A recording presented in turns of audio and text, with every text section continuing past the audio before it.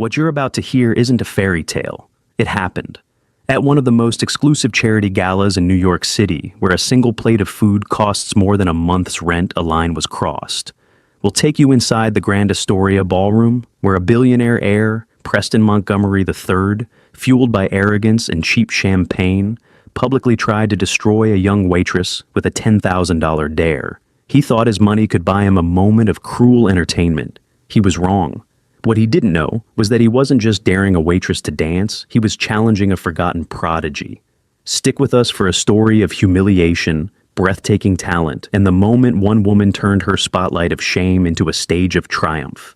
The air in the Grand Astoria ballroom was thick with the scent of money and lilies. It was a suffocating perfume, a mixture of expensive colognes, vintage Chanel No, and the faint sweet decay of thousands of hothouse flowers flown in from the Netherlands. For the guests, it was the smell of Tuesday. For Cassandra Riley, it was the smell of another 16-hour shift on her feet. Cassie, as she was known to the few people who bothered to learn her name, moved through the glittering chaos with a practiced economy of motion. Her black and white uniform was impeccably starched, a stark contrast to the vibrant silks and shimmering satins of the women she served. Her tray laden with flutes of Dom Perignon was an extension of her arm, steady balanced and invisible. That was the job, to be an efficient silent ghost who materialized with champagne and vanished before her presence could register. Tonight was the annual St. Jude's Children's Foundation Gala, an event where New York's elite gathered to congratulate themselves on their generosity by bidding on things they didn't need. Cassie had worked dozens of these events. She knew the rhythm, the polite chatter that would grow louder and less coherent as the night wore on, the air kisses that never landed, the strained smiles that didn't reach the surgically perfected eyes.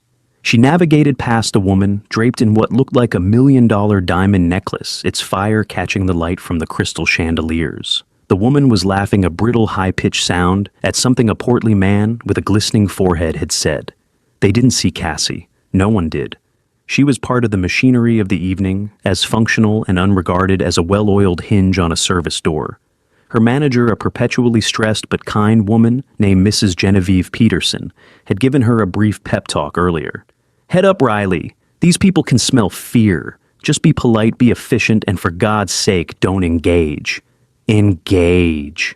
As if Cassie had the energy for it. Her feet were already aching in her sensible non-slip shoes.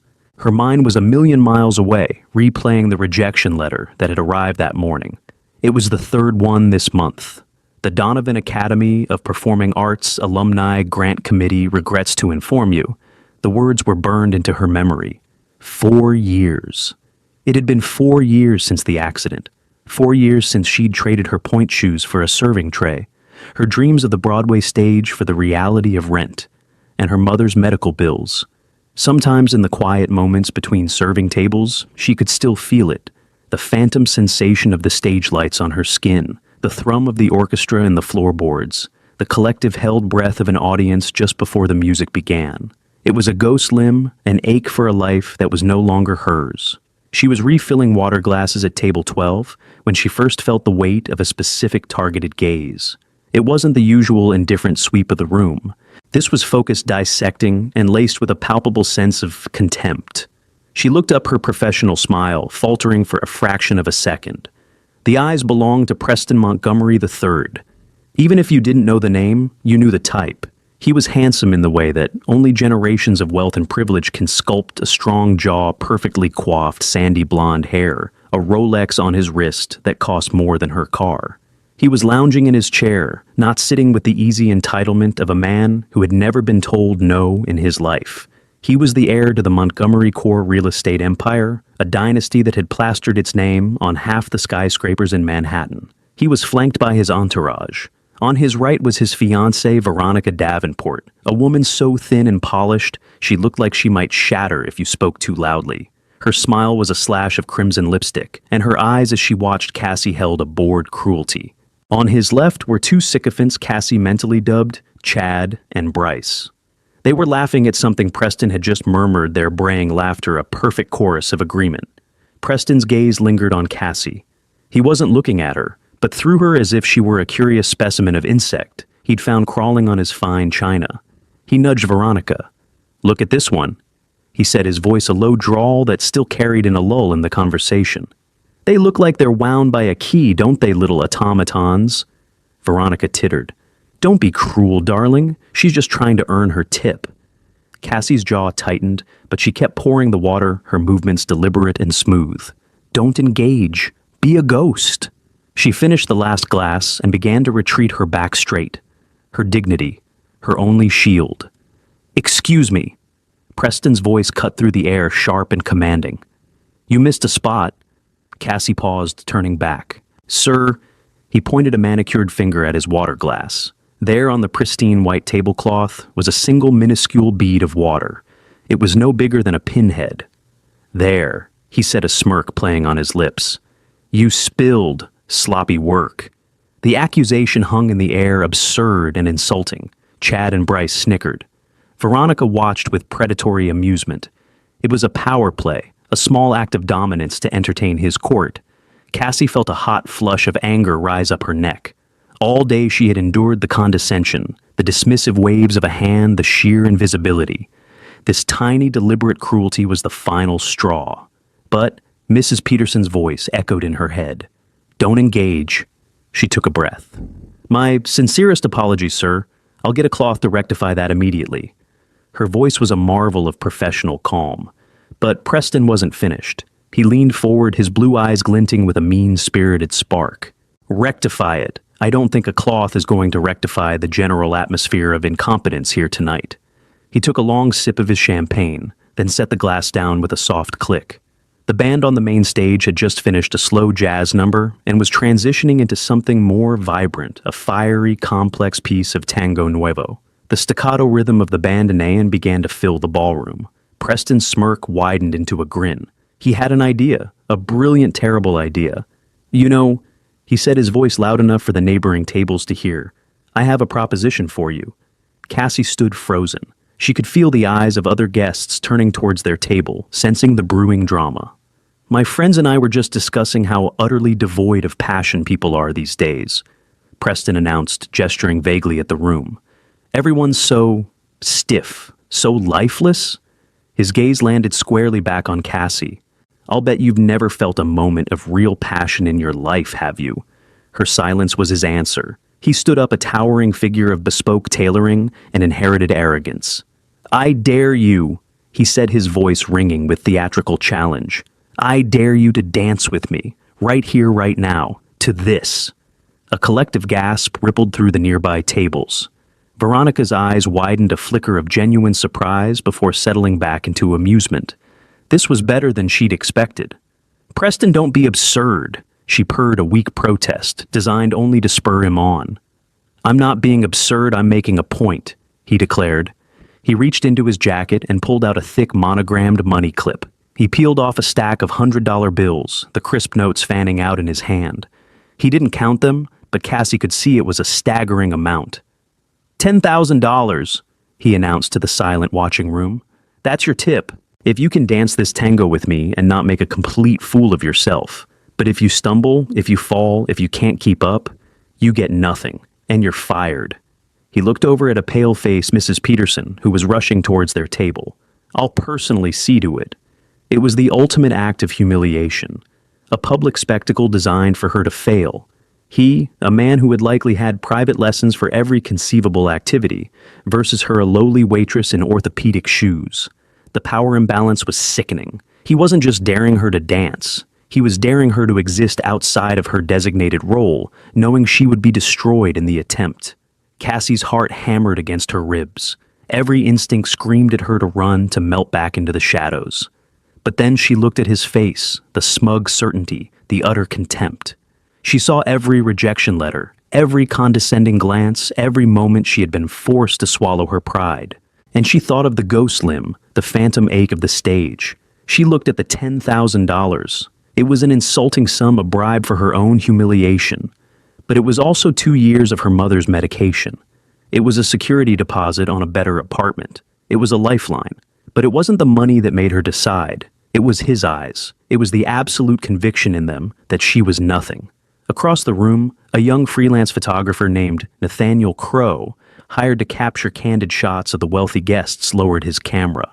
He had been watching the interaction, his lens initially focused on Preston Montgomery III as a prime target for the society pages. But his focus had shifted to the waitress. He saw the flicker of defiance in her eyes, the subtle squaring of her shoulders. He lifted his camera again, adjusted the focus, and leaned against a pillar. He had a feeling this was about to become the most interesting thing to happen all night. Cassie took a slow, deliberate breath, the chaotic noise of the ballroom fading into a dull roar. Her gaze met Preston's, and for the first time that night, her professional mask dissolved, replaced by a cool, unreadable calm. "Okay," she said, her voice clear and steady. "I accept." A shocked silence fell over the surrounding tables, so profound that the sharp, syncopated rhythm of the tango suddenly seemed deafening. Preston Montgomery III's arrogant grin faltered for just a moment, a flicker of surprise in his eyes. He hadn't actually expected her to accept. The dare was about the refusal, the confirmation of his power to intimidate her into submission. Her acceptance changed the game, but his ego, a vast and well-fed beast, quickly recovered. Of course she'd accepted. For $10,000, what desperate little nobody wouldn't? This would be even more amusing than he'd imagined. "Excellent!" he boomed, clapping his hands together once. "A little spirit. I like it." He gestured grandly to the small open space between the tables. "The stage is yours." "Ours," he corrected himself with a smirk. Veronica Davenport laughed a sound like ice cubes clinking in a crystal glass. "Oh, Preston, you are terrible," she said, though her eyes shone with giddy anticipation. She was already picturing the story she would tell at brunch tomorrow. Mrs. Peterson finally reached the table, her face ashen. "Mr. Montgomery, please," she pleaded in a low, urgent whisper. "This is highly inappropriate. Cassandra, go back to the kitchen, now." Cassie didn't look at her manager. Her eyes were locked on Preston. "It's all right, Mrs. Peterson," she said, her voice surprisingly firm. "He made a public offer. I gave a public acceptance." Mrs. Peterson looked from Preston's smug face to Cassie's unnervingly calm one and knew she had lost control of the situation. To interfere further would only create a bigger scene, potentially jeopardizing her own job. She took a step back, wringing her hands, her expression a mask of pure dread. Cassie's movements were slow and deliberate.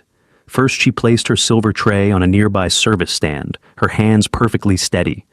The room watched, mesmerized by this small, defiant act. Then she reached behind her back and untied the strings of her starched white apron. She folded it neatly twice and placed it on the tray next to the champagne flutes. It was a symbolic shedding of her uniform, a disrobing of her servitude. Beneath the apron, she wore a simple, well-fitting black blouse and black trousers, the standard uniform. But without the apron, with her posture suddenly straighter, she seemed different, taller. The uniform was no longer a costume of subservience. It was just clothes. Finally, she looked down at her feet, at the sensible, clunky black shoes that had carried her for miles across marble floors. She kicked one off, then the other. The soft thud of the shoes hitting the plush carpet was the only sound. Now she stood in her simple black socks. A murmur went through the crowd. This was no longer just a rich man being a bully. This was turning into theater. Across the room, Nate Crow adjusted his lens. He zoomed in, capturing the details, the folded apron, the discarded shoes, the look of intense concentration on Cassie's face. This wasn't just a story about a dare anymore. It was about a transformation. He held his breath, his finger hovering over the shutter button. Preston, enjoying the attention, offered Cassie his hand with a flourish of mock chivalry. "Shall we?" Cassie ignored his hand. She walked past him to the center of the small, improvised dance floor. She closed her eyes for a single fleeting second. In that darkness, the ballroom melted away. The scent of lilies and champagne was replaced by the familiar smell of rosine and old wood. The chatter of the elite faded, replaced by the echo of her old instructor's voice. "Feel the music, Cassandra. Don't just hear it. Let it move you from the inside out." She opened her eyes. The music, Astor Piazzolla's Libertango, was halfway through its introduction, its melody a seductive, dangerous promise. She knew this piece. She had choreographed a solo to it for her final project at Donovan, a project she never got to perform. She turned to face Preston, her expression no longer calm, but alive. A fire had been lit in her dark eyes. "Ready when you are," she said. Preston strode toward her, confidence rolling off him in waves. He grabbed her hand and pulled her into a traditional tango frame, his grip too tight, his posture stiff. He was a textbook dancer, the kind who learns by memorizing steps, not by feeling the rhythm. He intended to lead to dominate the dance just as he dominated everything else. He launched into a basic forward ocho, a simple figure-8 step, expecting her to follow clumsily. And for the first 2 steps, she did. She allowed him to push her to guide her, her body following his rigid lead. He smirked at Veronica, a self-satisfied, "I told you so" look on his face. This was going to be easy. And then everything changed. On the 3rd step, as he prepared to pivot, her Cassie didn't just follow. She anticipated. Her frame, which had been pliant, suddenly became charged with energy. Her hand on his back was no longer a follower's touch. It was a guide's. Instead of letting him muscle her through the turn, she used his own momentum, spinning with a speed and precision that caught him completely off guard. He stumbled just for a second, his perfect posture broken. The smirk vanished from his face, replaced by a flash of confusion. The bandoneon wailed and Cassie came alive. She was no longer Cassie Riley, the waitress. She was Cassandra, the dancer. Her feet, clad only in black socks, slid across the carpet with a grace her clunky shoes had hidden. She wasn't just doing steps. She was interpreting the music, her body, a physical manifestation of the tango's passionate, sorrowful soul. Preston tried to regain control, attempting a more complex sequence of steps he'd no doubt learned for $500 an hour. He led her into a giro, a turn, but she wasn't just turning. She embellished it, her free leg hooking around his in a swift, sharp gancho that was both technically brilliant and breathtakingly audacious. It wasn't in his textbook.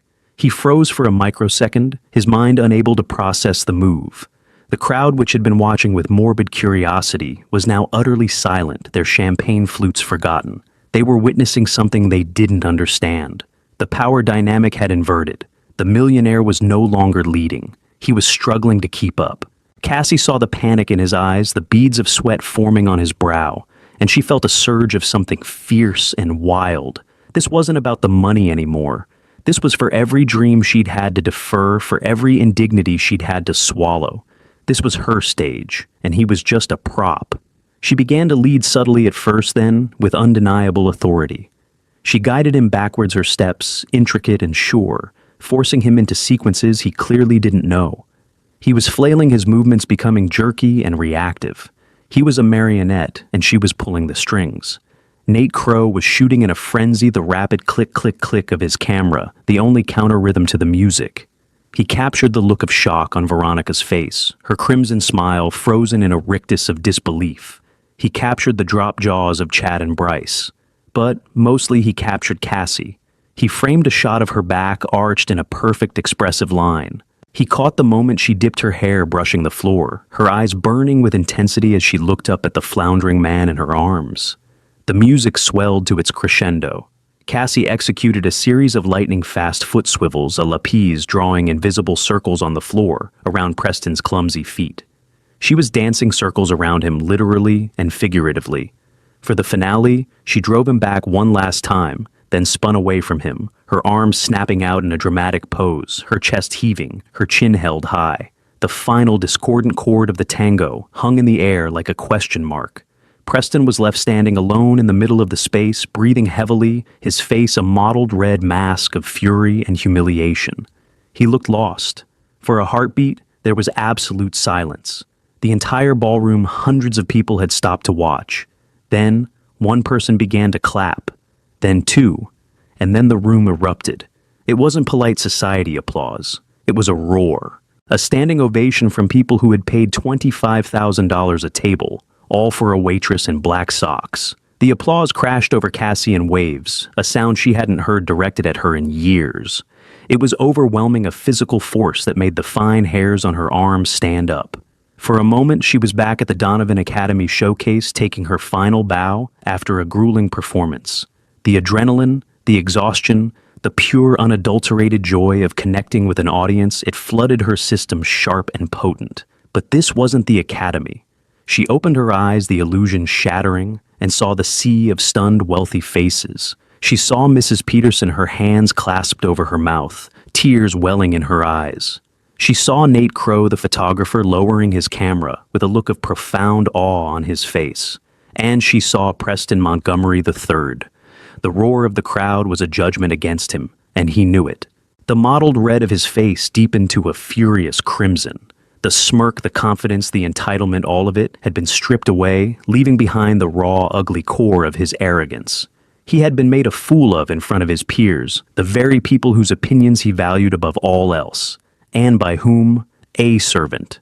The applause began to die down as Preston took a step forward. The air crackled with a new dangerous tension. His eyes, which had been confused and panicked during the dance, were now filled with pure, unadulterated hatred. He reached into his pocket, his movements jerky and violent. He pulled out the money clip again, but this time there was no flourish. He ripped the stack of $10,000 from the clip, and with a vicious flick of his wrist, threw the money at Cassie. The bills fluttered through the air, scattering at her feet, like expensive, insulting confetti. "There's your tip!" He spat, his voice low and venomous. "You wanted a spectacle? You got one. Now get out of my sight." The crowd murmured, shocked by the open hostility. This was no longer amusing sport. It was brutal. Throwing money at her like that after a performance that had clearly transcended the crass terms of his dare was the ultimate sign of disrespect. He was trying to reassert his dominance, to reduce her art back to a transaction, to remind her that, in his world, she was still just the help. Cassie looked down at the $100 bills littering the plush carpet around her socked feet. $10,000. It was a life-changing amount of money. It was security. It was a solution to so many of her problems. She could feel the practical, desperate part of her brain screaming at her to bend down, to gather the notes, to swallow this final indignity for the sake of survival. But then she looked up at Preston's face. She saw no remorse, no respect, only the bitter fury of a spoiled child who had lost a game. And she knew she couldn't take it. To take that money now would be to validate his worldview. It would mean that her pride, her talent, her soul, everything she had just reclaimed on that dance floor had a price tag, and that price was $10,000. With a calmness that stunned even herself, she looked Preston directly in the eye. Her voice when she spoke was not loud, but it cut through the silence of the ballroom with the precision of a scalpel. "I think you misunderstand," she said clearly. "I didn't dance for your money. I danced for me." She took a small step back away from the scattered bills. "My art is not for sale." She held his gaze for a beat longer, letting the weight of her words settle. Then, without another glance at the money, she turned her back on him. With her head held high, she walked off the improvised dance floor, her bare feet silent on the carpet. She moved past the stunned tables, past the gaping faces of Veronica, Chad, and Bryce. She walked directly to the service stand, picked up her folded apron and her clunky, sensible shoes. She didn't run. She didn't scurry. She walked with the unhurried grace of a queen, abdicating a throne she never wanted. As she reached the service door leading to the kitchens, she passed Mrs. Peterson. "Riley, The manager started, her voice choked with a mixture of pride and terror. Cassie gave her a small, weary smile. "It's okay, Mrs. Peterson. I think I quit." She pushed open the door and disappeared into the clatter and steam of the back of the house, leaving a stunned ballroom, a humiliated billionaire, and $10,000 lying untouched on the floor. The silence Preston's outburst had created was broken by a new sound. It was the distinct, cultured voice of a man in his late 60s, sitting at a table near the dance floor. "Well," the man said to his companion, his voice carrying in the still air. That was the most exciting thing to happen at one of these dreary events in 20 years. He was Gregory Bishop, the legendary and notoriously difficult-to-please choreographer and director, whose shows had dominated Broadway for 3 decades. He had been on the verge of leaving bored to tears by the vapid speeches and overwrought food. Now he was leaning forward, his eyes alight with a professional interest he hadn't felt in years. He had not just seen a waitress outdance a rich fool. He had seen technique. He had seen passion. He had seen raw, untamed star power. More than that, he recognized something in her style, the clean lines, the emotional intensity. It was the signature of a specific training, a specific school. He turned to his assistant. "Find out who that girl is," he commanded. "I don't care what it takes. Get me her name. I want to see her tomorrow." Meanwhile, Preston Montgomery III stood frozen amidst the wreckage of his ego. His fiancée, Veronica, finally came to his side, her touch on his arm, hesitant. "Preston, let's just go," she whispered, her face pale. The fun had curdled. The crowd was no longer looking at him with admiration, but with something between pity and contempt. His attempt to be the evening's alpha male had backfired spectacularly, painting him as both a bully and a fool. He shook her hand off. His eyes were fixed on the service door through which Cassie had vanished. The humiliation was a physical thing, a hot coil in his gut. It wasn't over. He didn't know how, but he would make her pay for this. Not with money, but with ruin. The Montgomery family did not tolerate being embarrassed. Unseen by Preston, Nate Crow was already scrolling through the images on his camera's display. He had it all: the arrogant dare, the discarded shoes, the explosive dance, the look of fury on Preston's face, the defiant turn of Cassie's back, the money on the floor. He knew this was more than just a set of candid party photos. This was a narrative, a story of David and Goliath played out in tuxedos and tango. He looked up from his camera, a slow grin spreading across his face. He had the story of the year, and he knew exactly what the headline would be. The internet moves faster than gossip and with more devastating force. By 8:11 a.m. the next morning, Nate Crow's story, which he'd sold to the online journalism outlet BuzzFeed News for a handsome sum, had gone supernova. It wasn't buried in the society section. It was the lead story on their homepage, complete with Nate's most dramatic photos. The headline was simple, devastating, and utterly clickable. Montgomery heir dares. Waitress to dance for $10K. She wipes the floor with him and walks away from the cash. The article itself was a masterclass in narrative journalism. Nate had laid out the scene perfectly: the opulent charity gala, the swaggering billionaire, the quiet waitress. He detailed the dare, the contemptuous way Preston had thrown the money, and Cassie's powerful, dignified refusal. But the photos were the kill shot. There was a triptych that was being shared on every social media platform. The first photo showed Preston smirking, fanning the cash. The second was a breathtaking motion-blurred shot of Cassie in the middle of the dance, her form a study in passionate grace, while Preston looked on with dawning horror. The third and most damning photo was of Cassie's back as she walked away, leaving the $10,000 scattered on the floor at Preston's feet. By 9:00 a.m., Gala Dancer was the #1 trending topic on Twitter. Montgomery's shame was not far behind. For Cassie, the morning was a bewildering storm. She had woken up on the lumpy mattress in her small Queens apartment, the adrenaline of the night before replaced by a gnawing anxiety. She had quit her job. She had made a powerful enemy.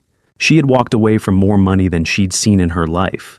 The cold light of day made her actions feel reckless, not heroic. Her mother's prescription needed refilling next week. How was she going to pay for it now? Her phone, a cheap model with a cracked screen, buzzed on her nightstand. It was a text from a former coworker. OMG Cassie. Are you seeing this? Then it buzzed again and again. Calls from numbers she didn't recognize. Texts from people she hadn't spoken to in years. She opened the link her friend had sent, and her world tilted on its axis. She saw herself, her face, her story, splashed across the screen for the entire world to see. She read the article, her heart pounding. The comments section was a tidal wave of support. This is the queen we need. Preston Montgomery III is what happens when you have money instead of a personality. Someone find this woman and give her a Broadway show right now. She didn't just walk away from the money. She walked away with his dignity. It was surreal. Yesterday she was invisible. Today she was a symbol. Her personal details weren't in the article, but the internet is a formidable detective. By noon, amateur sleuths had figured out her name. A GoFundMe page was started by a complete stranger with the title, "A Tip Jar for the Gala Dancer." It had a goal of $10,000. By 3:00 p.m., it had surpassed $50,000. Meanwhile, in a penthouse office overlooking Central Park, the atmosphere was considerably less celebratory. Preston Montgomery Jr., a man far more ruthless and intelligent than his son, slammed his fist on his mahogany desk, causing a collection of priceless jade figurines to rattle. The New York Post was spread before him, its cover featuring Nate's photo of his son looking humiliated under the blaring headline, "Tango of the Tyrant." "What in the hell were you thinking?" he roared. His son Preston III stood before him, pale and defiant. "She embarrassed me, Dad," Preston III mumbled. "It was a joke that got out of hand. A joke, his father bellowed, standing up. He was shorter than his son, but carried an aura of such immense cold power that he seemed to fill the room. Our stock dropped 4% on the pre-market, you idiot, 4%. All because you couldn't resist bullying a waitress. We are fielding calls from board members, from investors. The St. Jude's Foundation has issued a statement condemning your behavior and reviewing their association with the Montgomery name. You didn't just get outdanced, you took a multi-billion-dollar sledgehammer to our family's reputation. Veronica had already called off the engagement. Her statement to the press cited Preston's shocking and cruel behavior as irreconcilable with her own values, a masterful act of self-preservation. Chad and Bryce weren't answering his calls. He was an island, and the tide of public opinion was rising fast. "I'll fix it," Preston III said, his voice weak. "You'll fix nothing," his father snapped. "You are to go to your apartment and stay there. You will not speak to the press. You will not post on social media. You will do nothing until I tell you. Your public life is over for the foreseeable future. Now get out." Humiliated for the second time in less than 24 hours, Preston Montgomery III slunk out of his father's office. Back in Queens, Cassie's day took another surreal turn. Around 4:00 p.m., there was a knock on her door. Peeking through the peephole, she saw a woman in a sharp, expensive-looking suit. Cautiously, Cassie opened the door. "Cassandra Riley?" the woman asked. Her tone was professional, not intrusive. "Yes. My name is Monica Vance. I'm the personal assistant to Mr. Gregory Bishop." Cassie's mind went blank. Gregory Bishop. The Gregory Bishop, the genius behind Crimson Corset and Asphalt Sonnets. It didn't seem possible. "Mr. Bishop was in attendance at the gala last night." Monica continued, her expression unreadable. "He was, very impressed by your performance. He has asked to meet with you tomorrow morning, 10 o'clock at his studio in the theater district, if you're amenable." She handed Cassie a card. It was thick cream-colored cardstock with a simple, elegant address embossed on it. Cassie stared at the card, then back at the woman. A meeting with Gregory Bishop. It was a dream so old and buried she had forgotten she even had it. The rejections, the years of waitressing, the constant struggle, all of it had been a thick layer of dust covering that single glittering hope. The viral story was one thing. A GoFundMe was another. But this was different. This was real. This was a door opening not into 15 minutes of fame, but back into the world she had been forced to leave behind. "I'll be there," Cassie said, her voice barely a whisper. As Monica Vance walked away, Cassie closed the door and leaned against it, the card clutched in her hand like a holy relic. The fear and anxiety that had plagued her morning began to recede, replaced by a terrifying, exhilarating flicker of hope. The world had seen her dance. But Gregory Bishop hadn't just seen a dance. He had seen a dancer. And for the first time in 4 long years, Cassandra Riley allowed herself to believe that she might be one again. Gregory Bishop's studio was exactly as Cassie had always imagined it. It was a cavernous space on the top floor of a pre-war building in the heart of the theater district. A wall of floor-to-ceiling windows flooded the room, with the gray light of a New York morning illuminating the dust motes dancing in the air. The floors were worn, scarred oak, bearing the marks of countless hours of relentless work. One wall was covered entirely in mirrors, another in production photos from his legendary shows. The air smelled of sweat lemon-scented floor polish and ambition. It was the scent of her old life. Cassie felt painfully out of place in her best pair of jeans and a simple gray sweater. She had spent an hour that morning trying to decide what to wear, realizing with a pang that her entire wardrobe consisted of waitress uniforms and worn-out casual clothes. Gregory Bishop was sitting on a simple wooden stool in the center of the room, observing her as she walked in. He was smaller than she expected, a compact man with a wiry frame-piercing blue eyes and a mane of wild silver hair.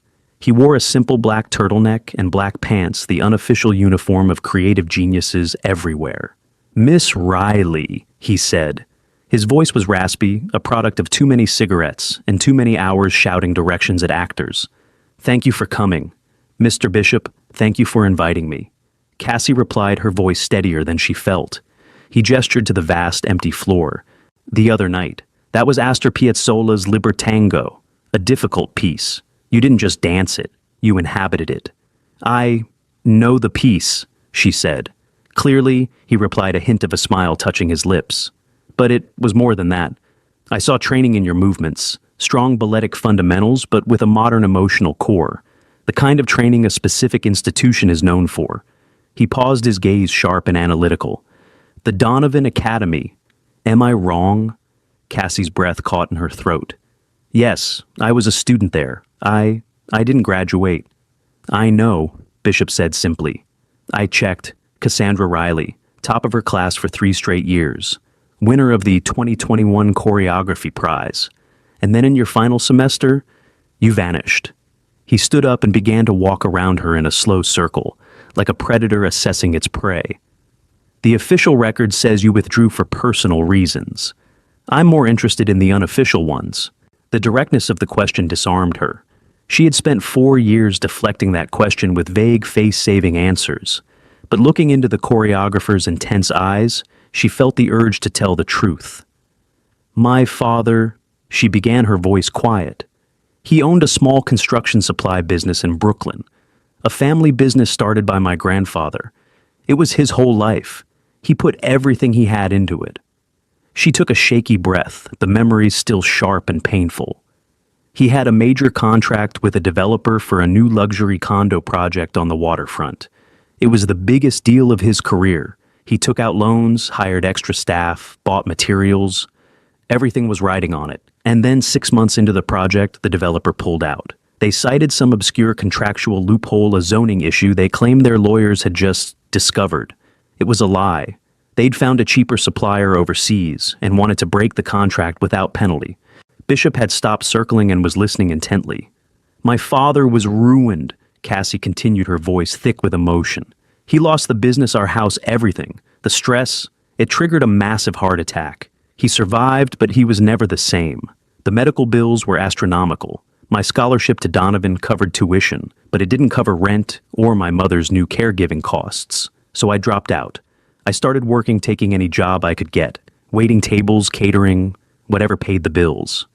A heavy silence settled in the studio. Gregory Bishop looked at her, his expression softened by a flicker of empathy.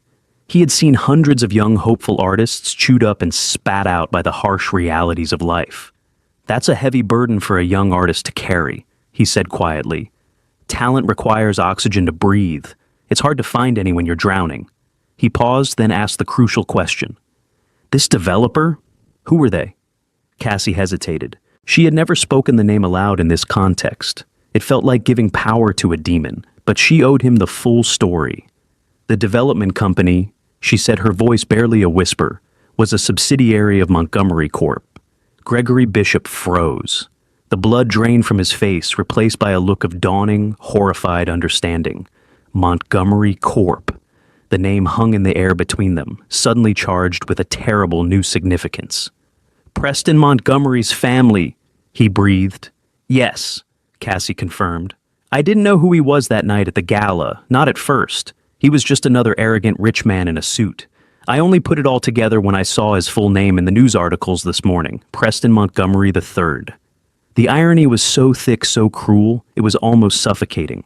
The man whose family had destroyed her dream was the same man who had, in a twisted act of fate, given her a chance to reclaim it. The cosmic cruelty of it was staggering. Bishop sank back onto his stool, running a hand through his wild hair. My God, he murmured. The universe has a sick sense of humor. He looked at Cassie, and his gaze was no longer just that of a director assessing talent. It was something more. He saw the full picture now, the hidden prodigy, the family tragedy, the poetic, brutal collision of past and present in that ballroom. It wasn't just a good story. It was an epic. It was the kind of raw human drama he built his entire career on. I'm developing a new show, Miss Riley, he said, his voice regaining its command. It's called Echoes. It's about the ghosts of the past and how they shape our present. The lead role is a young woman who loses everything and has to fight her way back through her art. It's a demanding role. It requires a dancer of extraordinary technical skill and profound emotional depth. He stood up and walked to the mirrored wall, staring at his own reflection for a moment, before turning back to her. I've auditioned over 300 dancers in New York, London, and Paris, he said. I haven't found her yet. He locked his eyes on Cassie's, and the air in the room became electric with possibility. I think I may have just found her serving champagne at a charity gala. He offered a rare, genuine smile. "I'm not offering you an audition, Miss Riley. Auditions are for people I'm unsure about. I'm offering you the part." Cassie swayed on her feet, grabbing the ballet bar for support. The lead role, in a Gregory Bishop production, on Broadway. It was the dream, the impossible, ridiculous, long-dead dream being handed to her on a silver platter. It was too much too fast. I haven't danced seriously in 4 years," she stammered. "I'm out of practice, I'm not in shape." "Muscle has memory," Bishop cut her off gently. "And soul has it too. What I saw in that ballroom wasn't just technique. It was 4 years of anger and grief and fight, all channeled into 3 minutes of tango. You can't teach that. You can't fake that. We'll get you back into shape. We have the best trainers, the best physical therapists. All I need from you is the fire I saw the other night." He paused, his expression turning serious. "The question is, do you still have it? Do you want it? Did she want it?" It was like asking a starving person if they wanted a banquet. It was everything. Tears welled in her eyes, tears of shock, of relief, of terror, of overwhelming gratitude. She nodded, unable to speak. "Good," Bishop said, clapping his hands together briskly, the moment of emotion over. "Be here Monday morning, 6 a.m. sharp. Your new life begins then." As Cassie walked out of the studio and back into the harsh light of the city, the world looked different. The noise of the traffic sounded like an orchestra tuning up. The gray sky seemed full of promise. She had walked into that studio, a former dancer, a waitress, a victim of circumstance. She was walking out as the lead in a Broadway show. She had her life back. And now she realized she had something else too. She had power. The story was no longer just about a humiliated waitress. It was about the star of Gregory Bishop's new show, a woman whose past was inextricably tragically linked to the Montgomery family, and she knew with a certainty that chilled her to the bone that this story was far from over. The news that Cassandra Riley had been cast as the lead in Gregory Bishop's new Broadway show struck Montgomery Corp like a thunderbolt.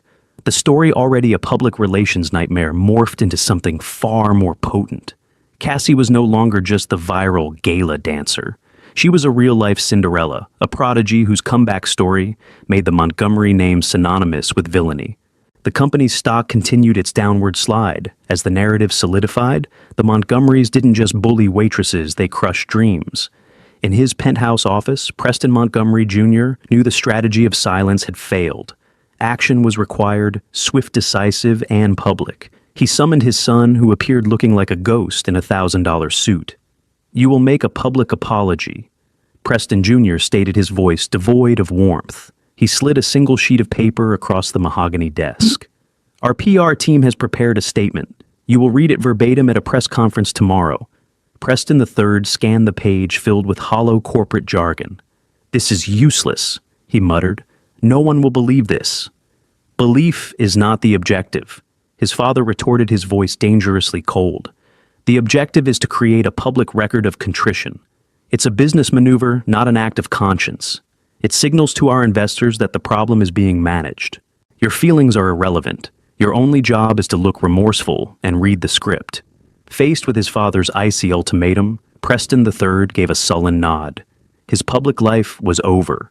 This was merely the funeral. The press conference was a predictable circus. Preston III stood at the podium, a walking effigy of privilege, and read the statement in a flat monotone. He looked not at the reporters, but at a fixed point on the back wall, his delivery so lifeless that the words "deeply regret" sounded like an insult. The moment he finished, the questions erupted like gunfire. "Mr. Montgomery, have you apologized to Ms. Riley personally?" a reporter yelled. "Is it true your family's company bankrupted her father?" another shouted. Ignoring every question, Preston III was whisked from the stage by security, leaving a vacuum of rage and unanswered accusations. The media's verdict was instantaneous and brutal. It was a coward's apology, a soulless performance that only deepened the public's contempt. In Gregory Bishop's studio, Cassie watched the spectacle on a small television during a break. Every muscle in her body screamed from the unfamiliar rigors of her first day of training. But that pain was nothing compared to the cold anger that settled in her stomach as she watched Preston III's performance. The apology was a carefully constructed lie, a bandage placed on the wrong wound.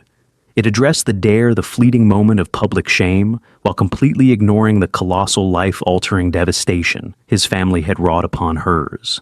That to them was still just business.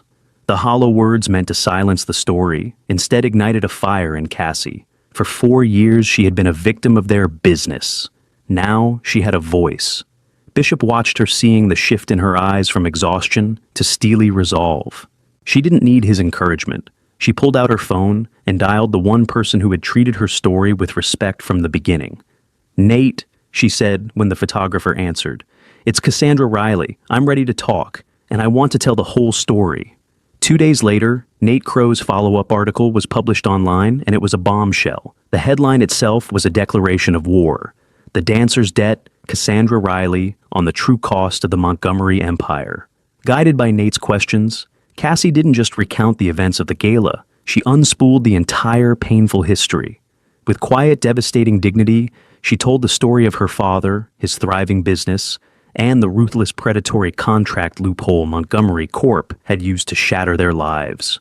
She wasn't seeking pity or revenge. She was simply stating the facts, connecting the son's casual cruelty at the gala to the father's calculated cruelty in the boardroom. The impact was seismic. The narrative was no longer about a rich bully getting his comeuppance. It was a story of systemic corporate malfeasance of a family empire built on the wreckage of smaller lives. Dancer's Debt exploded across social media. Government regulators began making inquiries into the waterfront project mentioned in the article. The Montgomery name was now officially toxic. Alone in his penthouse, Preston Montgomery Jr. finally understood the scope of his miscalculation. This was no longer a PR crisis he could manage. Cassandra Riley, armed with nothing but her story, had proven to be a more formidable adversary than any corporate rival. He had spent his life believing money was power, but he now faced a terrifying, immutable truth. A story told with courage had a power all its own. His son hadn't just dared a waitress to dance. He had unleashed the truth. In the end, this was never just about a dance. It was about dignity. Cassandra Riley's story is a powerful testament to the fact that true worth isn't measured in bank accounts or family names, but in talent, resilience, and the courage to stand up for your truth. A $10,000 dare meant to be an act of public humiliation became the catalyst that exposed a rod of arrogance and reignited a dream that had been unjustly extinguished. Cassie didn't just steal the spotlight, she reclaimed her life, her art, and her voice, proving that the most powerful currency in the world isn't money, it's integrity. Preston Montgomery learned that the hard way, a lesson that cost his family's reputation far more than any tip could ever be worth. If Cassie's incredible journey from a forgotten artist to a symbol of defiance moved you, please help us share her story by hitting that like button. Share this video with someone who needs a reminder that it's never too late to fight for your dreams. And make sure you subscribe and turn on notifications for more true stories that matter. We want to hear from you. What part of Cassie's story resonated with you the most? Let us know in the comments below.